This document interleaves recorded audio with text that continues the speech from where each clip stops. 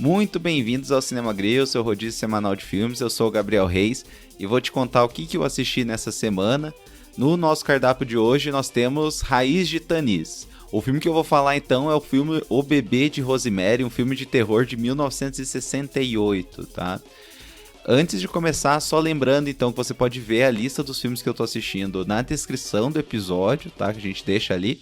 Então você pode ver as últimas coisas. É claro, a gente não faz podcast de todos os filmes que assiste, né? Porque tem alguns filmes que algumas vezes não vale a pena serem falados, né? Além disso, você pode nos seguir nas redes sociais, @cinemagril, no Instagram, ou nos mandar um e-mail no podcast cinegril@gmail.com, tá? Além disso, né? Lembrando, não é o caso do episódio de hoje, né? Faz até um tempo que a gente não faz episódio com mais de um filme. Mas se você pegar algum episódio com mais de um filme e tiver interesse de assistir só um deles, por exemplo, você pode sim ver na descrição do episódio e achar com quantos minutos começa o outro filme que eu tô falando naquele episódio específico. Por exemplo, tem um episódio que eu gosto muito, que é o episódio 6, que eu falo do filme Faça a Coisa Certa, do Spike Lee, e falo do filme do Ridley Scott, A Casa Gucci. E são filmes com estilos bem diferentes, né? Então, se você quiser assistir um ou outro, na descrição do episódio eu deixo quantos minutos cada um desses filmes começa. Então isso daí é uma coisa que ajuda a você se guiar e escolher o que você mais quer escutar do podcast, beleza?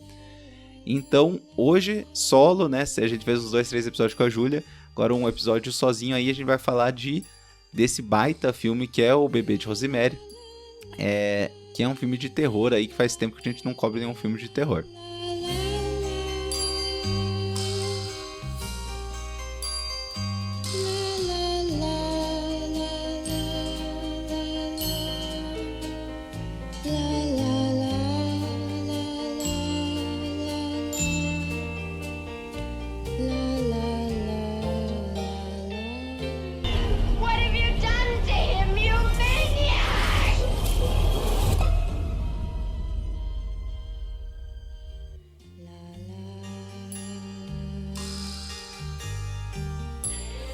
Então, Bebê de Rosemary é um filme de 1968, de 2 horas e 17 minutos, do diretor Roman Polanski.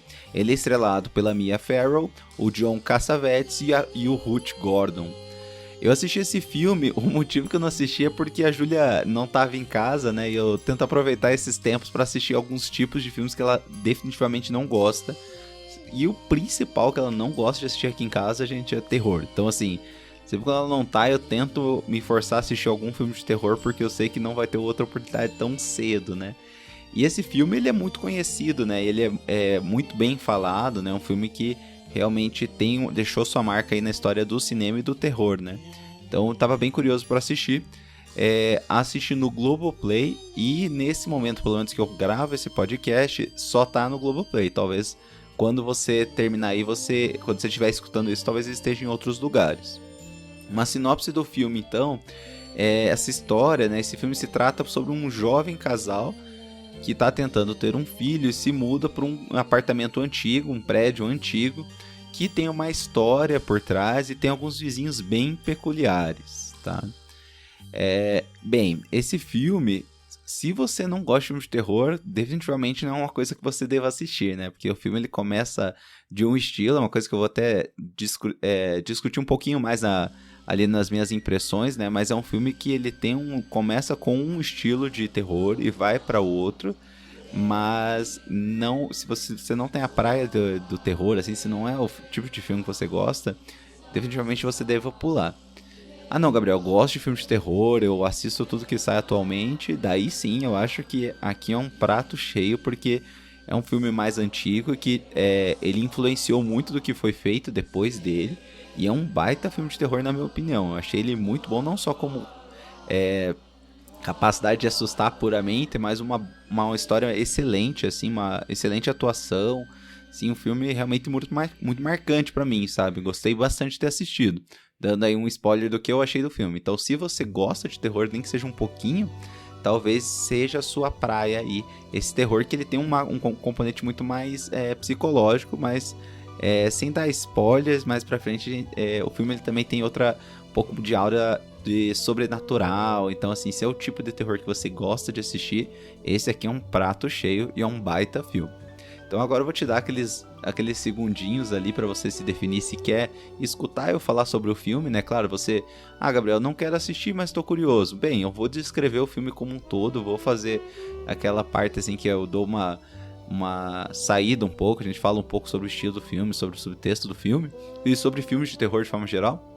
Então você também pode escutar se você não quer assistir esse filme, né? Se você tiver ou medo ou simplesmente não gosta de filme de terror, não quer assistir, não tem o Globoplay, eu vou falar a partir de agora um pouco os detalhes da história do filme, como sempre, né? Depois a gente conversa um pouquinho mais sobre o que eu achei dele e o que, como esse filme teve um grande impacto aí no mundo do terror.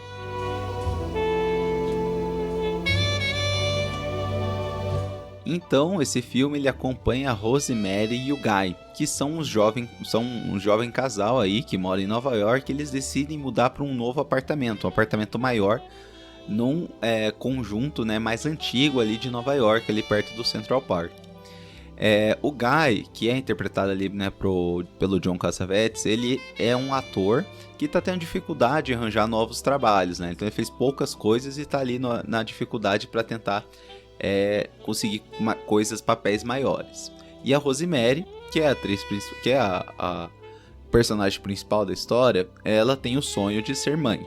Só que esse sonho, né, o casal decide deixar ele em pausa por um tempo devido à dificuldade financeira que o casal está apresentando, né, pela dificuldade do Guy de arranjar emprego. Eles encontram então esse apartamento que pertencia a uma mulher bem mais velha que acabou morrendo no hospital. Eles fazem uma reforma nesse apartamento e finalmente aí se programam para mudar. A Rosemary tem um amigo chamado de Hutch, que quando eles contam, né, que eles vão mudar para esse prédio que se chama The Brantford, o Hutch ele alerta o casal que esse prédio é meio estranho. Ele tem, como qualquer prédio antigo, né, tem muita história, tem várias histórias macabras sobre bruxaria, sobre irmãs que praticavam canibalismo, várias coisas pesadas, e entre elas uma história, né, real de um linchamento de um feiticeiro famoso ali, que eles acabaram descobrindo que estava praticando feitiçaria e foi linchado lá nesse mesmo prédio, né? Então várias coisas assustadoras assim relacionadas a esse conjunto chamado The Brantford. Ainda assim, né, eles já tinham decidido mudar e isso não abala eles. Quando eles se mudam, né, acontece várias coisas ali que eu não vou entrar no mérito, mas eles acabam conhecendo um casal de idosos que mora do lado, que é a Minnie e o Roman Castevetti, tá? Eles se apresentam, né, e oferecem um jantar para o casal, e rapidamente eles conseguem a afeição do marido, né, do Guy. O Guy começa a gostar muito do senhor, do Roman Castevetti, fala que é uma pessoa muito interessante e começa a ficar extremamente ligado com esse casal, então começa a visitar eles com frequência. A Rosemary, no entanto, ela acha, principalmente a Minnie ali, muito intrometida, então ela entra, ela quer saber o preço das coisas, ela fica se convidando para entrar na casa dela, é um pouco intrometida, assim, ela não se dá tão bem com a Minnie. O Guy, ele finalmente consegue um grande papel de atuação, logo depois do ator original para o papel ficar cego de forma súbita. Então ele não tinha conseguido o papel, um outro ator conseguiu e ele acabou de forma trágica ficando cego subitamente. E o Guy toma o papel dele, né?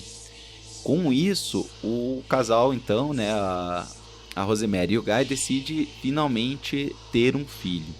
Então eles programam a noite, lá marcam lá qual vai ser o período ali que ela vai estar mais fértil, tudo, faz um jantar, um grande evento ali, né? A Minnie, a vizinha, né, a Minnie, ela traz um mousse de chocolate pro casal ali, fez um mousse pra eles ali, pra um agrado. Eles aceitam, né, e ela vai embora, só deixa o mousse e vai embora. E eles servem então de sobremesa depois dessa grande noite aí, desse jantar a dois que eles programaram, né, marcando, né, esse início aí da tentativa de ter um bebê. A Rosemary, os dois comem e a Rosemary acha estranho o gosto do mousse, mas ela ainda decide comer essa sobremesa. Acontece que depois disso ela começa a passar mal e entra uma sequência de pesadelos. Então, uma parte do filme que ele toma uma sequência de pesadelos que basicamente envolvem ela numa cama toda nua, e vários moradores, e ela vendo vários moradores daquele prédio olhando pra ela, todo mundo nu, inclusive o marido dela. E de repente chega algum tipo de entidade maligna que não é bem determinada e ela acaba sendo estuprada nesse pesadelo que ela tem.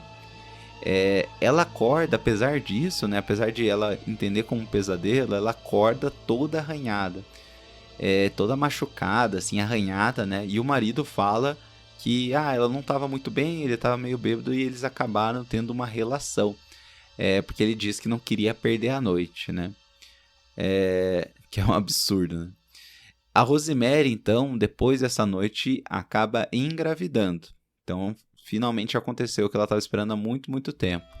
Os vizinhos, né, a Minnie e o Ron, eles são pessoas que têm várias conexões e conseguem o melhor obstetra da cidade de Nova York, que é o Dr. Saperstein, que vai fazer, então, um pré-natal dela. Ela até começa a consultar com outro médico, que é o Dr. Hill, que é o Dr. Hill,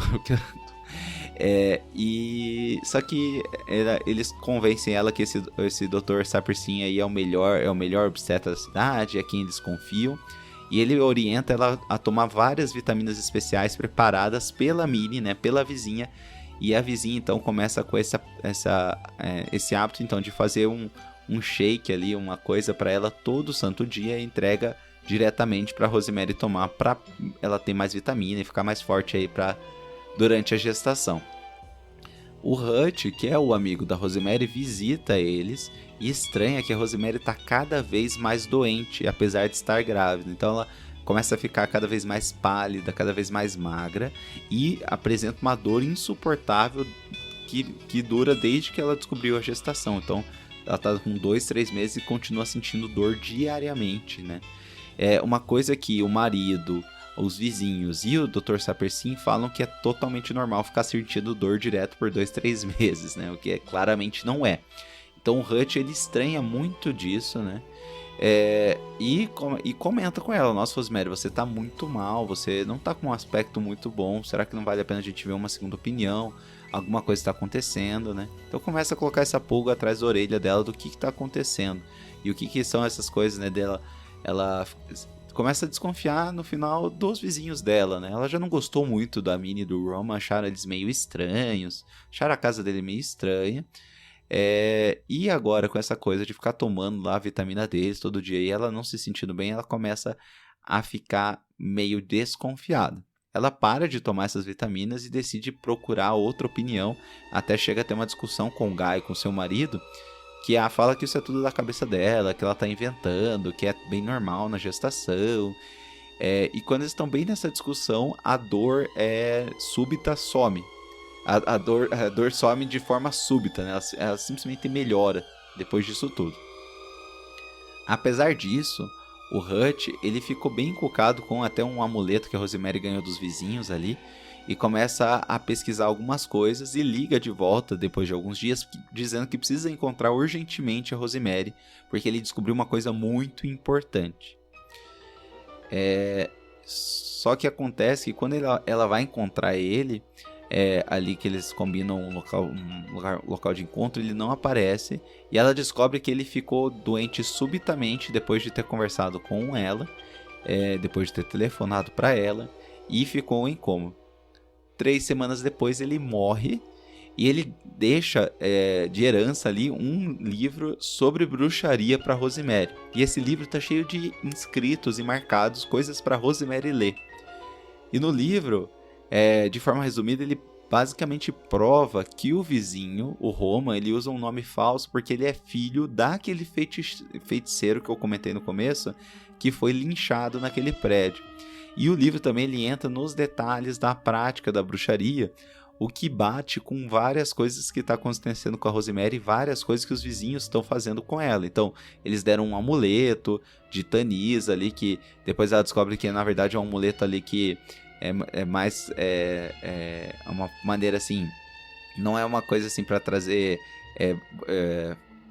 assim sorte, nada do tipo, né? Tem outro tipo de conotação, e essas vitaminas, né, como se fosse tá envenenando ela, né? Tá dando coisas para ela, e ela começa a se ver dentro do livro ali da bruxaria, e ela se convence que os vizinhos, na verdade, são feiticeiros e que estão fazendo aí mal para ela, né? Além disso, é descrito que essa seita de bruxos, eles usam bebês para a realização de rituais ali com sangue, com a carne do bebê, então coisas bem pesadas ela lê no livro, e ela se convence que esses vizinhos estão interessados no bebê dela. Ela vai pro Dr. Saperstein e avisa que não vai tomar mais essas vitaminas e não vai nem falar mais com os vizinhos. Ele concorda e prescreve aí novos comprimidos para ela, aí, comprimidos industrializados a princípio, né, manipulados, mas que vão suprir ela de outra maneira. A Rosemary, nesse ponto do filme, ela começa a ficar extremamente paranoica, né, com os vizinhos, né, porque ela se convenceu que eles de fato são bruxos. O Guy, a todo momento, né, que seu marido tá tentando convencer ela de que isso é coisa que ela tá viajando, que não faz sentido, eles são só dois velhinhos, né. Inclusive ele pega esse livro de bruxaria e joga fora. E lendo esse livro, a Rosemary aprende que para poder realizar algum tipo de feitiçaria, o bruxo ali, o feiticeiro, ele precisa de um objeto pessoal da vítima. Ela lembra então que o dia que o Hutch veio visitar ela, ele perdeu uma das suas luvas. Então ela começa a pensar que talvez o próprio amigo dela, o Hutch, foi enfeitiçado, né? E foi causada a sua morte porque ele descobriu todas essas coisas sobre os vizinhos, né? Aumentando ainda mais essa ansiedade dela, essa preocupação, essa obsessão com os vizinhos. Ela decide ligar para aquele ator que ficou subitamente cego, lembra? Aquele ator que o seu marido conseguiu o papel depois que ele ficou de forma inexplicada e subitamente cego. E ela descobre que ele também perdeu uma gravata quando saiu com seu próprio esposo, quando saiu com o Guy. Perdeu uma gravata e ela se convence então que não só esse ator ele foi causada essa cegueira para ele, né? Para trazer um benefício para o Guy, como o Guy, né, que é o próprio esposo dela, o próprio esposo da Rosemary, também está envolvido nesses rituais de bruxaria. Num momento então de desespero, em que ela não confia em mais ninguém à sua volta, ela busca novamente o seu obstetra, o Dr. Saperstein. Só que quando ela está na sala de espera, ela tem uma dica ali, cai a ficha que ele também provavelmente está fazendo parte dessa seita. Ela busca então o Dr. Hill, que foi o primeiro obstetra que consultou, implorando por ajuda. Ela conta tudo o que ela descobriu até então, tudo que está acontecendo com ela até então. Ele tranquiliza ela, fala que acredita nela, pede para ela descansar um pouquinho no consultório, e quando ela acorda, ela encontra então com o marido e com o Dr. Saperstein. Então o Dr. Hill não só não acreditou, como chamou o marido do Dr. Saperstein para levar de volta, dizendo que ela estava tendo uma histeria ali da gestação e que ela estava fora de si, não estava com um estado mental aí adequado. Então o marido e o Dr. Saperstein conduzem ela de volta para casa. Quando chega em casa, ela tenta escapar, mas ela acaba sendo sedada. E é nesse momento que tem, inclusive para mim, a cena mais pesada do filme, que ela acaba entrando em trabalho de parto. E é aquela loucura, porque daí são os vizinhos segurando ela, o médico sedando ela e ela entrando em trabalho de parto. Ela acaba desmaiando ali, né? É sedada, e ela acorda um tempo depois, e o marido e o obstetra contam para ela que o bebê não sobreviveu. Então ela começa, né, a entrar em estado de luto. Inicialmente ela fala que é mentira, não acredita neles, né? Mas eventualmente ela acaba acreditando que de fato a criança acabou não sobrevivendo. O Guy então conta para ela que ele tá muito bem na carreira de ator, que ele foi muito bem ali no papel que ele conseguiu, que a carreira tá decolando, as produtoras estão brigando para ter contrato com ele, né? E que em breve eles vão para Beverly Hills, onde vão reiniciar aí uma nova vida. Durante a sua recuperação, todo o prédio ali, todos os vizinhos, né, cuidam dela. Então, dão remédios para ela, fazem ela esgotar o leite. Só que o estranho é que ela percebe que tem algum choro de criança que ela às vezes escuta ali do seu quarto. Ela pergunta pro Guy E o Guy fala que são vizinhos novos que chegaram no prédio e estão com uma criança. E ela percebe também que quando esgota o leite e entrega ali pra quem tá cuidando, o leite ele não é desprezado nem nada. Parece que ele é cuidado, assim. E ela começa a ficar encucada se no final o filho dela não tá vivo e eles mentiram e estão cuidando da criança em outro lugar. E esse choro da criança, se não é o choro do filho dela. Então ela começa a parar de tomar a medicação que eles ficam dando pra ela ali quando ela tá deitada. E ela, no momento ali que não tem ninguém em casa, eles acham que ela tá sedada, tá dormindo, né? Porque eles estão dando medicações aí pra tranquilizar ela. Ela consegue pegar uma faca e ela consegue entrar aí no prédio dos vizinhos, onde ela escuta um barulho. E quando ela percebe, tá todo mundo reunido, confraternizando e comemorando. E ela finalmente descobre a verdade, que no final ela estava certa. Que todos eles, incluindo o marido, os vizinhos, todo mundo que mora no prédio, o Dr. Saperstein, todo mundo ali pratica bruxaria. E que no fim aquele pesadelo que ela teve, que ela foi fecundada por um demônio, que ela foi estuprada, de fato aconteceu. E isso gerou um filho, né? Que é o filho do demônio, que está sob os cuidados da seita. Então a criança não morreu, está aos cuidados da seita e é, né, esse ser diferente. Quando ela vai olhar ele, ele tem olhos diferentes, olhos de demônio. Nisso, o Guy explica, o marido que está lá, né, comemorando, explica para ele que ele fez isso em troca de sucesso, de riqueza, que eles vão ficar muito bem, porque agora eles vão para Beverly Hills e agora eles podem ter outros filhos e a vida vai seguir normal.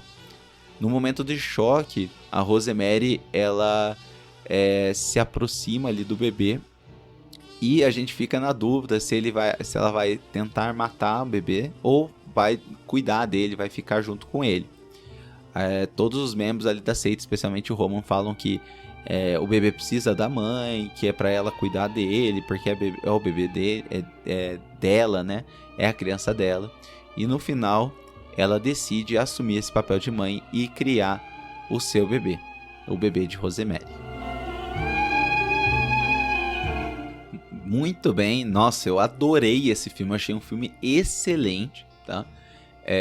Eu achei que foi um filme que misturou muito bem o terror psicológico com o sobrenatural, né? E não tem como argumentar, assim, a maior força do filme pra mim é que ele, justamente por isso, ele não define se o que a gente tá vendo ali, né, é a Rosemary com paranoia, com um surto ali, né, com essa histeria, né, que eles falam, ou se tudo isso tava de fato acontecendo, né, o estupro, a alienação ali que as pessoas em volta fazem com ela, né? E é interessante que o filme segura até o último momento para se definir e a gente descobre então, né, que sim, tudo isso aconteceu. Então isso dá uma reviravolta muito interessante pro filme, porque o filme mesmo, em vários momentos, de forma proposital, ele tenta colocar a protagonista numa situação que a gente desconfia da sanidade dela. E ainda assim ela dá algumas pistas contrárias, especialmente no papel do amigo do Hutch, né? E de algumas amigas que identificam que ela não tá muito bem ali. Isso fica interessante porque, de certa forma, né, a gente fica até participando dessa violência psicológica que a protagonista sofre, porque em vários momentos você duvida que ela tá falando a verdade, duvida que ela tá são, né? E que ela não tá tendo algum tipo de paranoia ali em relação aos seus vizinhos. Então, de certa forma, a gente acaba participando de todo esse teatro que foi construído em volta dela. E assim, a gente pode até falar, pode ter alguma pessoa que pense assim, puxa, mas talvez seria legal deixar sem responder até o final pra gente não saber, né? Se isso tudo é loucura dela, se é uma histeria, se é alguma coisa diferente, ou se de fato era uma seita ali de bruxaria satânica, né? Mas pessoalmente, eu gostei bastante dessa decisão de concluir a história. Eu acho que no jeito que foi construído esse filme, né, muito nessa questão de suspense, de mistério, que foi colocando, né? Desde o começo, né, a gente começou a ficar com uma sensação estranha em relação aos vizinhos. eu acho que talvez a gente ficaria com a sensação de que algo ficou mal resolvido se não acabasse, sabe? Geralmente eu não tenho problema com o final aberto, assim, acho que em algumas maneiras pode funcionar muito bem, só que eu acho que aqui não encaixasse e deixasse um final aberto. Além do mais, outra opção que eu acho assim, que seria muito fácil era simplesmente falar assim, ah não, era tudo da cabeça dela e pronto, sabe? Mas tem algumas coisas que não tem como ser da cabeça dela, né? Como a degradação física dela que ela acontece ao longo do filme. Então se acabasse, é tudo da cabeça dela, ou é tudo um sonho, esse tipo de final, eu tenho um problema muito sério com ele, porque se ele não for bem construído, ele parece ser uma solução muito preguiçosa para acabar uma história. Eu achei que aqui não, foi assim, realmente perfeito, encaixou muito bem, uma história extremamente redonda, assim, eu acho que, nossa, nenhuma ponta solta, ficou muito legal e gerou essa dúvida que a gente, como telespectador, não sabia para que lado ia descambar o filme, né? Então isso daí eu achei bem interessante. Em relação ao filme de terror, eu acho legal que cada pessoa responde diferente, né? Por cada tipo de medo que existe, né? Uma coisa muito particular minha é que geralmente eu não me afeto muito com o filme que ele explora um pouco o medo de sobrenatural. Por exemplo, espírito, possessões, por exemplo. Como, por exemplo, A Invocação do Mal, O Exorcista. Apesar de achar O Exorcista um excelente filme, eles não me afetam diretamente no sentido de sentir medo, sabe? Diferente, por exemplo, dos meus pais. Eu sei que meus pais, eles se apavoram com esse tipo de coisa. Especialmente A Invocação do Mal, é um filme que ele impactou muito eles.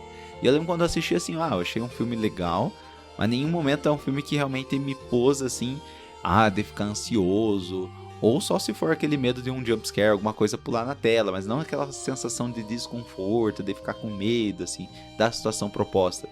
Mas isso é uma coisa muito pessoal, né? Isso é minha porque eu não acredito nessas entidades, assim, não é uma coisa assim que pra mim é palpável de acontecer.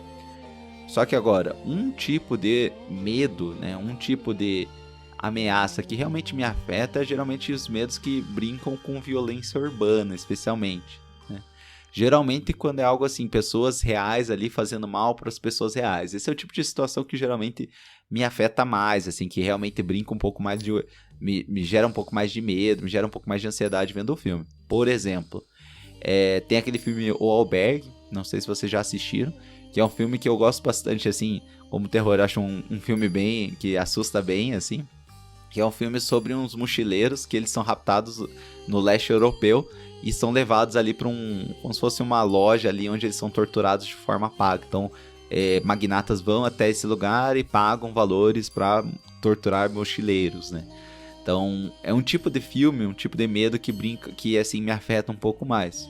Ou, por exemplo, Jogos Mortais, o primeiro filme, que é inclusive um dos filmes que eu mais gosto, assim, da vida, que trata de um cara que rapta as pessoas e faz, né, jogos mortais ali, faz coisas, obriga as pessoas a jogar tipos de armadilhas ali, geralmente com autoextermínio, né? Então, é um filme que brinca com esse tipo de sentido. Outro filme que eu lembro, assim, relacionado com, para exemplificar bem o tipo de filme que me afeta mais, é um chamado Audição, que é um filme japonês, e que o filme fala sobre um homem que quer casar ali, que tá viúvo, e ele promove uma audição para um filme falso, e vai entrevistando várias atrizes, começa a gostar de uma das gurias, e essa guria no final é uma psicopata extremamente doentia, né? Então, e o meu filme de terror favorito, que eu acho tanto um excelente filme pra você se assustar. Então, se você assistir esse filme à noite, ele é um filme mais pesado, pelo menos na minha opinião. E é um filme que eu acho excelente como um filme. E é um dos meus filmes favoritos da vida, é A Bruxa de Blair.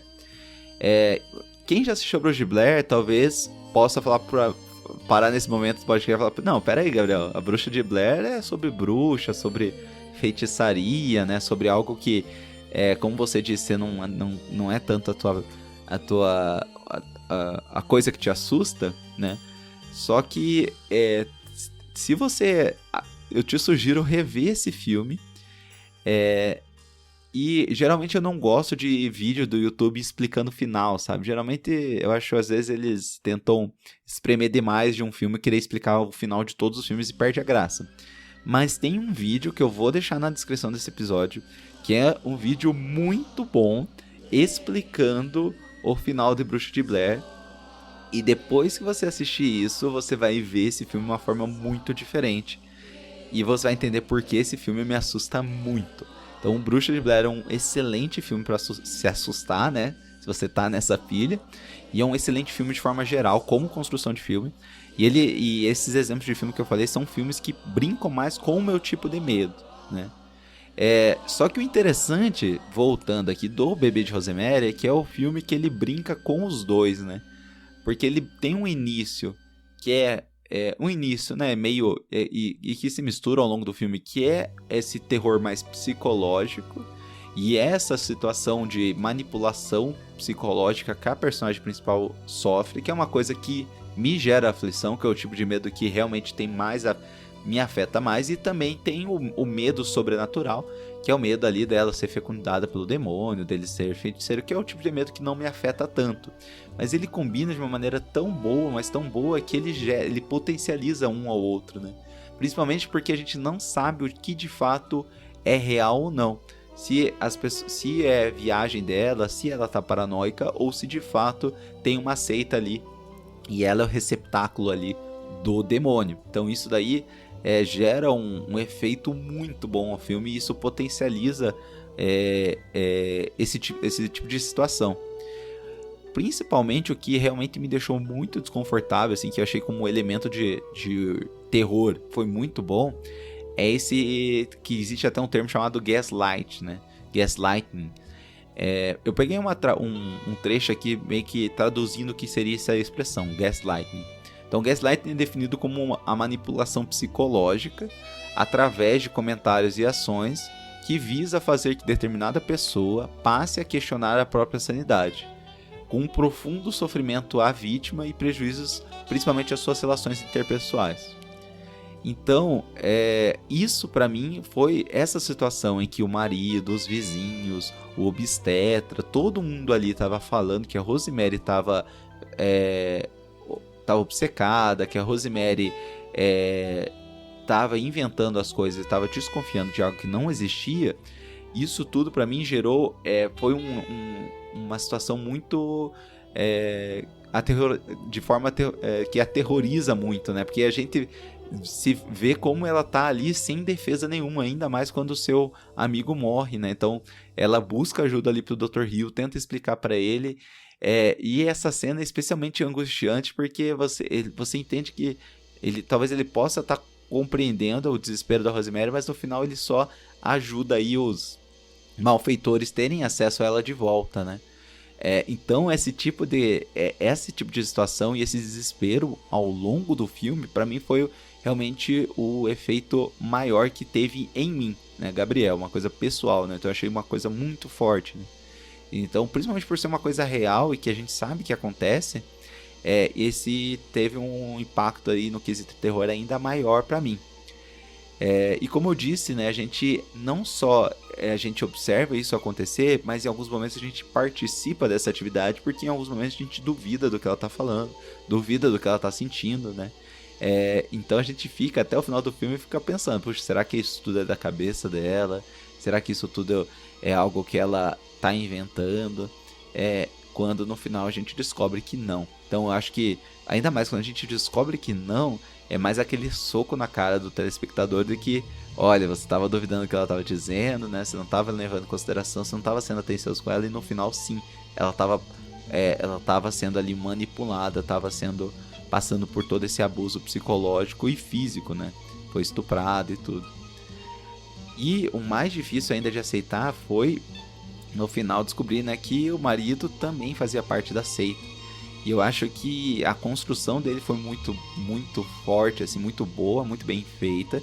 E essa revelação no final é ainda mais impactante, porque começa o filme e ele é um cara bem carismático, um cara meio brincalhão. Você, no começo, gera uma relação positiva com ele, e ao longo do filme ele vai ficando cada vez mais indiferente, cada vez mais estranho, né? Então é interessante que poderia ser a nossa perspectiva, né, o que ele queria fazer que a gente acreditasse, mas no final, de fato, ele estava fazendo parte dessa seita e projetando tudo isso que aconteceu com a Rosemary. E no fim, esse filme, ele mostra que para você ter um bom filme de terror, você não precisa, né, necessariamente ter um exagero de sangue, ter um jump scare, né, alguma coisa pular na tela. E também, além disso, o filme ele não precisa te deixar assustado, com medo, tremendo, não conseguir te fazer dormir, para ser um bom filme de terror. É assim, só essa estranheza, essa agonia, né? Essa situação ali que a Rosemary passa, ele tem um efeito muito poderoso, né? Eu digo isso porque assim, tem vários filmes que a gente assiste e, puxa, não me assustou, mas eu achei um bom filme de terror, né? Então, aqui ele talvez não seja o filme que eu falei, né, que essa situação, principalmente do parto e do gaslighting ali, da manipulação psicológica, pra mim me afetou mais, que é o tipo de coisa que me gera mais medo, mas talvez não te gere, né? Talvez você seja do outro tipo de pessoas que às vezes tem medo de outras coisas. Mas isso não deixa de ser um excelente filme para qualquer pessoa que assista, né? Eu acredito que, mesmo sendo como um filme um filme de suspense, então, suspense sobrenatural, ainda assim ele não perde o seu valor, continua sendo um excelente filme. O que potencializa ainda esse filme é a atuação dos dois atores principais, né?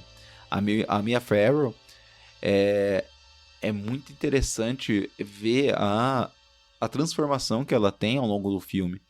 Porque parece que é como se você tá vendo uma flor murchar, assim, né? Ela tem um cabelo diferente, ela caminha diferente, ela usa roupas coloridas, maquiagem, ela tem uma atitude diferente, ela é sempre animada, anda mais rápida, ela tem uma motricidade ali, um movimento ali na atuação muito mais enérgica, muito mais alegre. E conforme vai passando o filme, ela começa realmente a definhar na nossa frente. Isso também é outro aspecto muito assustador do filme, né? Então a gente vê que ela emagrece, a maquiagem, o cabelo, as roupas, tudo ela começa a perder cor, perder vida, ela começa a ficar mais ensimesmada, assim, começa a ficar com uma atuação mais contida, ela começa a ficar mais agressiva rapidamente.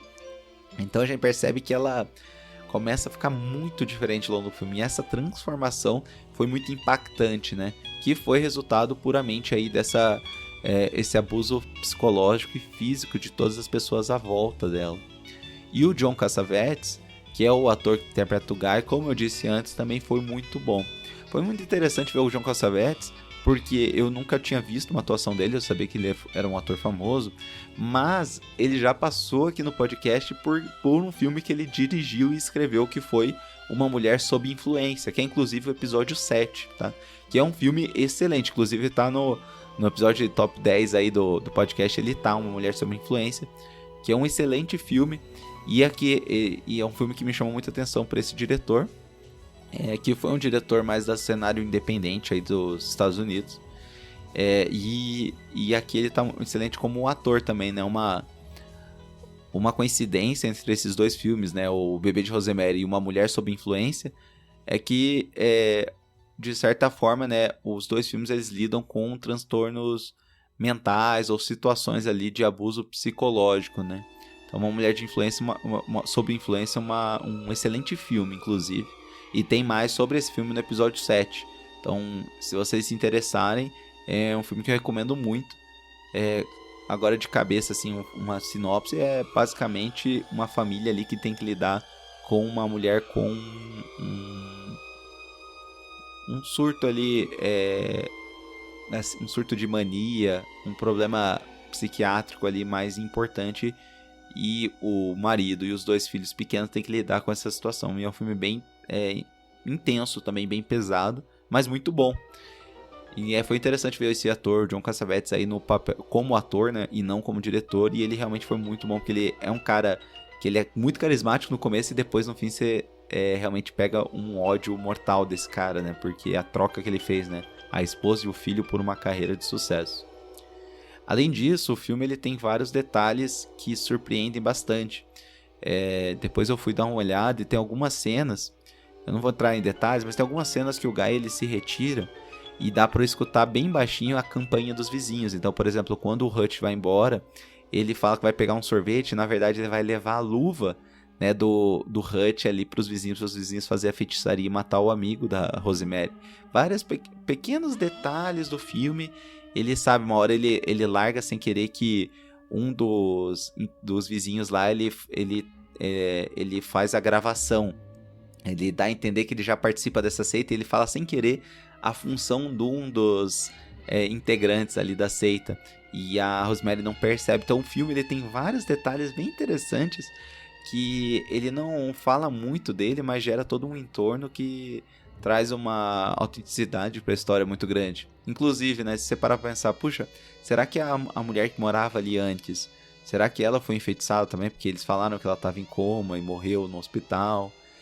Uma coisa que eu não falei ali quando eu tava falando do filme, né, mas quem assistiu sabe que no começo do filme uma mulher ali se mata e ela tá com o amuleto deles lá de Tanis, então a gente fica na dúvida se ela se matou mesmo ou se os vizinhos mataram ela. Vários detalhes que não são comentados depois, eles geram toda essa sensação de que a gente viu uma parte das coisas que aconteceram, mas devia ter muito mais história por trás disso.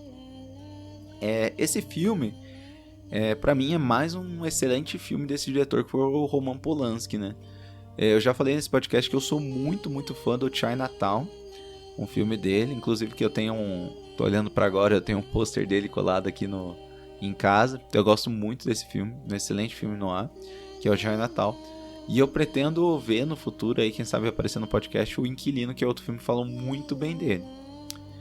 O Roman Polanski, ele é um cara que ele teve essa fase inicial com excelentes filmes brilhantes, assim, que foram muito marcantes para a história do cinema.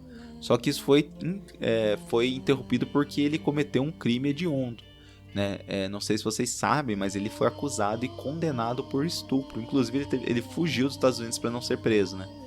Então, isso daí, sempre tem esse tipo de coisa que acontece, né, com um diretor, um ator que participa de alguma coisa que a gente gosta, sempre gera aquela discussão, né? Aquela eterna discussão se é possível separar a arte do realizador. Então, quando eu terminei de ver Chinatown, já vi 2, 3 vezes Chinatown, é um filme que eu gosto muito, isso me gerou essa discussão. E quando eu terminei esse filme, esse filme é muito bom. Pena que foi esse cara que fez, né? Isso é difícil, né? Não sei o que vocês acham, mas pra mim, eu consigo dividir bem o que é feito, o que é o filme, né? Separar bem o filme de quem realiza o filme. Porque pra mim, o filme ele é a construção que passa por milhares de pessoas, né? Então ele vai passar desde do motorista ali, desde o pessoal que faz, sei lá, o buffet, o escritor, o pessoal da produção, o pessoal do design exterior, o figurino, enfim. Ele passa o filme o resultado final não é só o diretor, né? Claro que ele é como se fosse o maestro, né, dessa orquestra, mas ele passa por muito mais do que essa pessoa. Então eu acho até injusto você invalidar uma obra por causa de um realizador. E além disso, o filme, quando ele sai, né, ele é uma coisa por si só, né? Ele toma uma vida própria e ele não é sinônimo nem parte do realizador. É claro que boa parte das coisas foram escolhas desse realizador, do diretor, mas ele não é igual ao realizador, ao diretor. Então, para mim, isso, quando eu racionalizo dessa maneira, eu entendo que o filme, sim, é muito bom. E se for falar do papel como diretor, o diretor foi excelente nesse filme. E o realizador, vida pessoal dele, crimes que ele cometeu, obviamente são extremamente condenáveis. Então, para mim eu consigo separar bem, só que eu entendo quem tem dificuldade de separar nesse sentido, né? Por exemplo, decide não assistir filmes do Roman Polanski, ou teve a época, né, que o Lars von Trier teve alguns comentários aí bem infelizes, que também decide não assistir mais filmes de Lars von Trier. Só que para mim eu consigo diferenciar bastante, né? Todo dia a gente acaba descobrindo uma notícia nova, alguma coisa sobre alguém de Hollywood que fez alguma coisa condenável, mas isso pra mim não torna as criações ou coisas que as pessoas participou como obrigatoriamente algo ruim. Mas é claro que essa é a minha opinião, e eu sei que nem todo mundo concorda com ela. Então, resumindo, O Bebê de Rosemary, eu achei um excelente filme. Eu fico pensando que existe uma possibilidade grande que deva ser um dos filmes que eu mais gostei de assistir com certeza até agora um dos, talvez top 3, assim, começando o ano já fazendo os top, né? A gente tem esse hábito, né, de ranquear muitas coisas, dar muita nota, mas eu adorei o filme, achei o filme, ele fala muito sobre violência psicológica, é um filme excelente como filme de terror, como suspense sobrenatural, como eu disse, né? E é um filme que também me assustou, ele conseguiu fazer, gerar esse efeito também, eu fiquei muito impactado, né, com a gente descobriu que ela de fato estava sendo manipulada todo o tempo. A cena do parto, particularmente, é uma cena bem forte pra mim, né, porque ela tá sendo contida por todo mundo, tá sendo sedada, extremamente, assim, desconfortável de ver, e ainda mais porque depois que ela tem o bebê, ela continua sendo manipulada, falaram que o bebê dela morreu, né, então é um filme extremamente pesado, mas um filme extremamente bom e que influenciou muito os filmes dali pra frente. Então, definitivamente, um filme que eu fiquei muito feliz de ter assistido.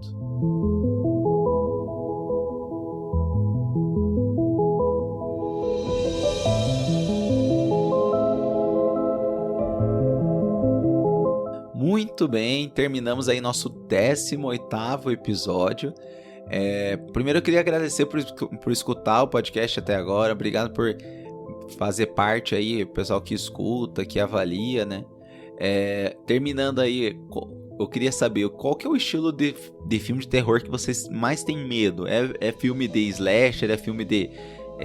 então assim, Pânico ou Jason, coisas nesse sentido, né? Aquele filme mais de algum assassino à solta indo atrás das pessoas, ou são filmes que brincam com o sobrenatural, né? O clássico ali, a saga ali do Invocação do Mal, ou são filmes como eu, né, que brincam muito com violência, que brincam não, né, que falam muito sobre violência urbana, como é A Bruxa de Blair. Então, se vocês não viram Bruxa de Blair, por favor, se você gosta de terror, não tem como, não tem desculpa, você tem que assistir Bruxa de Blair, e depois de assistir Bruxa de Blair, vocês vão vejam esse vídeo que eu deixei na descrição do episódio, que é o explicando o Bruxa de Blair, porque o que inicialmente é a ameaça do filme, que é, né, a Bruxa de Blair, não é a ameaça real do filme, e isso daí que assusta ainda mais desse filme. E além disso, você consegue separar o diretor da obra. Então, se você não sabia sobre isso do Roman Polanski que eu falei, que ele foi condenado por estupro, isso te impede de assistir os filmes dele, mesmo os filmes dele sendo muito bem falados e sendo importantes para a história do cinema. Isso é uma coisa bem interessante, né? Uma decisão bem difícil de se tomar, né? Então, quanto mais a gente descobre sobre as pessoas, né, mais a gente fica abismado aí. E às vezes tem esse tipo de indagação, né? Então, só lembrando que você pode nos seguir nas redes sociais, @cinemagril, no podcast cinegril@gmail.com. Não esqueça de compartilhar com seus amigos, com pessoas que você gosta, se você está gostando desses episódios. Não se esqueça também de nos seguir no Spotify ou na plataforma que você escuta, né? A gente está em todas as plataformas. Provavelmente vai ter uma parte ali que você pode seguir o podcast, e mais do que isso, você pode avaliar. O Spotify, ele tem as estrelas, então você pode dar 5 estrelinhas ali pra gente, que isso ajuda muito a impulsionar o podcast. O Apple Podcast eu sei também que tem essa pontuação de estrelas, você pode deixar uma resenha, então tem várias coisas que você pode fazer que nos ajuda muito, né? Nos mande, né, sugestões de filmes, coisas que vocês queiram que a gente assista, né? Definitivamente a gente vai ter mais episódios aí com terror, né? Claro que depende muito de quando a Júlia não tá muito na vontade ali de assistir alguma coisa, daí eu vou assistir sozinho, daí tô buscando por filmes de terror pra assistir. Então, assim, vão ser episódios de vez em quando vão sair. É um gênero que eu tô aprendendo a gostar bastante, principalmente porque é um gênero que ele é mais desapegado com fórmulas, assim, não fórmulas de história, mas a forma de filmar, ele é mais liberal no sentido que ele pode deixar um final aberto, ou pode fazer qualquer tipo de reviravolta ali na história, tudo é permitido, né? Claro que não necessariamente isso vai fazer um bom filme, mas eu gosto desse tipo de liberdade que às vezes a gente encontra nos filmes de terror.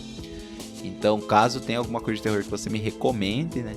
Eu sei que tem alguns ouvintes aí que gostam, por exemplo, o Raoni, a Naina, caso você esteja escutando, o Breno também, que recomendou assistir aquele Lamb.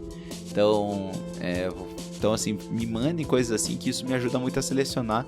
Às vezes é difícil você escolher um filme pra assistir, né? A gente sabe que a gente acaba sendo sobrecarregado, né, com os streamings, tem muitas escolhas e acaba escolhendo filmes ruins, né? Eu, por exemplo, esse final de semana escolhi um filme péssimo, nem vale a pena mencionar. Então, assim, se você tiver alguma coisa que você goste e queira ser avaliado aqui, queira avaliado, né, com o seu grandes bosta, né? Mas se você quiser que eu assista e eu fale a minha opinião, é só me mandar, seja pelo Instagram, seja no podcast Cinegril.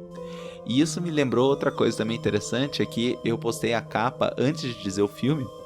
E para você ver a capa desse podcast, né, que você pode dar uma olhada agora, se não percebeu, é um carrinho preto ali, que é a marca bem do final do filme ali, aquele berço preto com uma cruz invertida ali, bem o símbolo satânico. E esse filme ele foi tão marcante, né, que é interessante, só de colocar essa capa, a maioria das pessoas acertou que o filme seria O Bebê de Rosemary, né, um filme bem icônico, né? Então você pode não gostar do filme, mas não tem como você falar que esse filme não é icônico e não foi importante pro cinema e pra história de terror, né, para filmes de terror. Então é isso, muito obrigado por assistir mais um episódio e a gente se vê na semana que vem.